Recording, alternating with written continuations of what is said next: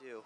Well, my name's Jeff Gerstmann. I'm the founding editor for GiantBomb.com, which is a website. We specialize in video games, and we cover them in a lot of different ways. You know, kind of the standard editorial coverage, reviews, previews, features, that sort of stuff. But we also have a large wiki database where users can come and contribute to kind of the growing history of games. You know, there's a ton of games out there, and everyone's an expert on something. And you know, we're able to kind of get people in there that are passionate about, you know, their own little thing, and they're able to like contribute to this growing body of work. And we have this just really exciting encyclopedia full of all these amazing facts about the entire history of video games. So how does that work? It seems almost like there'd be kind of a disconnect between such a huge user-focused section like a wiki and having editors and having editorial. Does that work?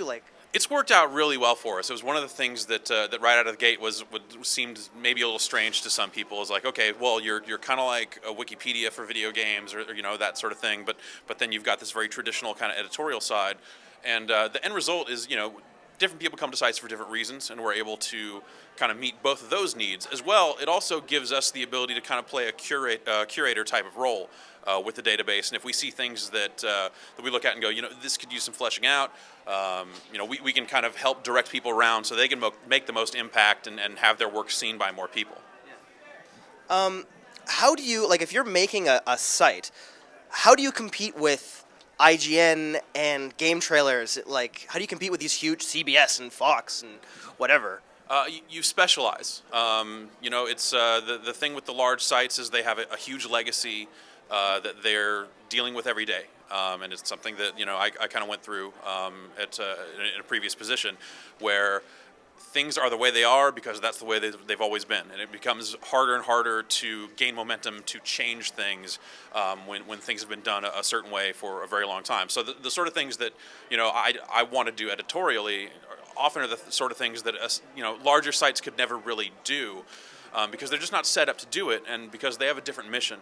You know, those larger sites largely traffic in search engine traffic. You know, you have people coming in from Google because they typed in Halo cheats or something like that, and they're coming in, they're looking at that one page and leaving.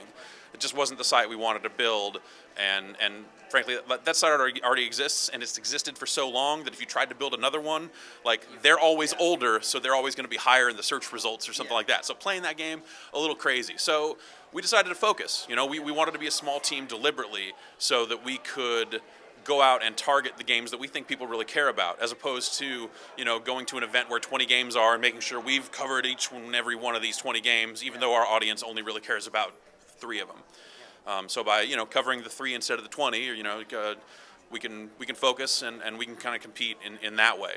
The thing that you know, one of the guys that I worked for a long time ago, he always used to say that 90% of the traffic goes to 10% of the games. Yeah. So why are you covering the other 90%? Unless you think they're editorially interesting. Yeah. And that's a great thing that we can do. You know, it's like there's a lot of obvious stuff. You know, the big games, you know, Gears of War, people are going to read a review of Gears of War, even though they probably don't really need it to know that they're going to buy it.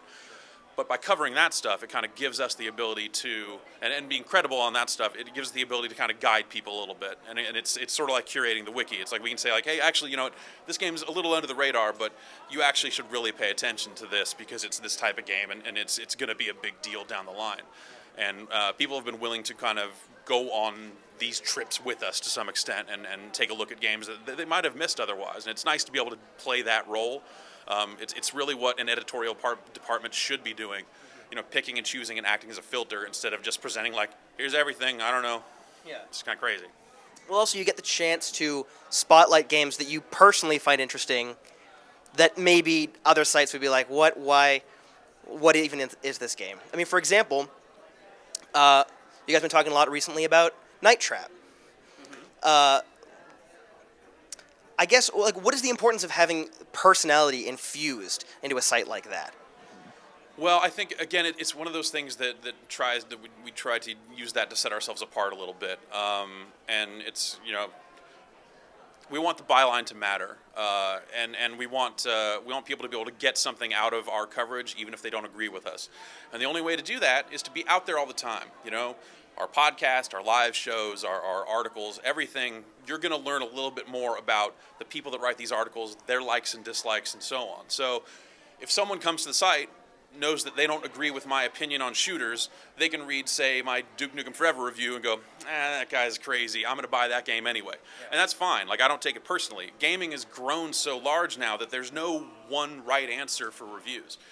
There are so many different types of people out there playing, and different age ranges, different experience levels, that every game is going to have some kind of audience. And all we can do is say, here's what I thought about it, and put as much information out there as we can, and hopefully, that'll be useful one way or the other, whether they agree or not. Awesome. Well, thank you very much. Take the story that the PR feeds you and sort of move on. But that's one of the things you kind of have to come to grips with in entertainment coverage, and that's true of movies, music, anything, that you're going to have to deal with PR to get access to certain